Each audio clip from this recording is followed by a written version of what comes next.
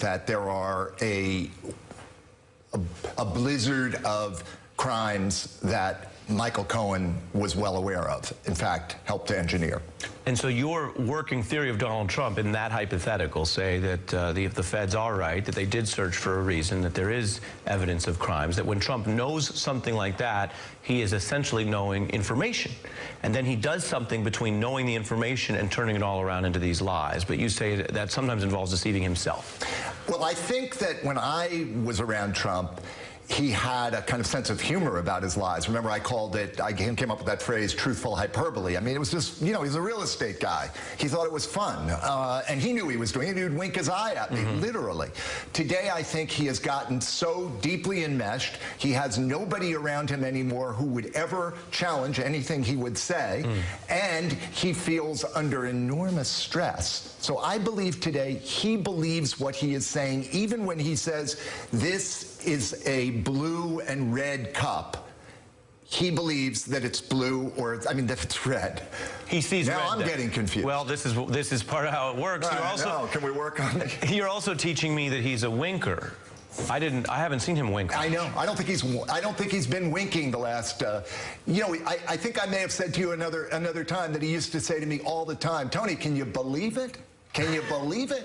Right, which goes to that showmanship. You mentioned that the way it comes out of real estate, where puffing is an actual term. You are allowed to puff, which is to harmlessly inflate things. You are not allowed to defraud. That's actually a difference in the law. Barbara Rez, who you know worked with him, and has many positive things to say about him, but she says even then, he would sell like it was gold and put in the cheapest stuff possible. Take a look. But instead of building an average building, we're going to make it the finest building in the world. The floor was the absolute cheapest wood floor you could get. It talked about packetry, you know, marquetry, you know, that kind of thing. It was nonsense. It was cheap tiles glued down. The kitchens were garbage.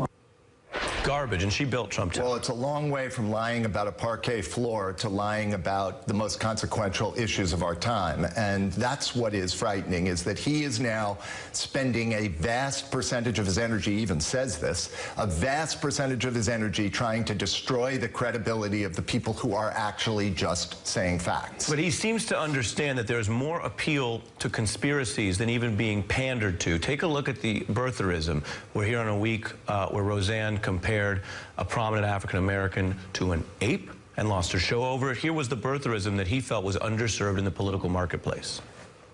Why doesn't he show his birth certificate? I want him to show his birth certificate. I want him to show his birth certificate. Do you accept that President Obama was born in the United States, is not Muslim? I really don't know. President Barack Obama was born in the United States, period. What's happening there?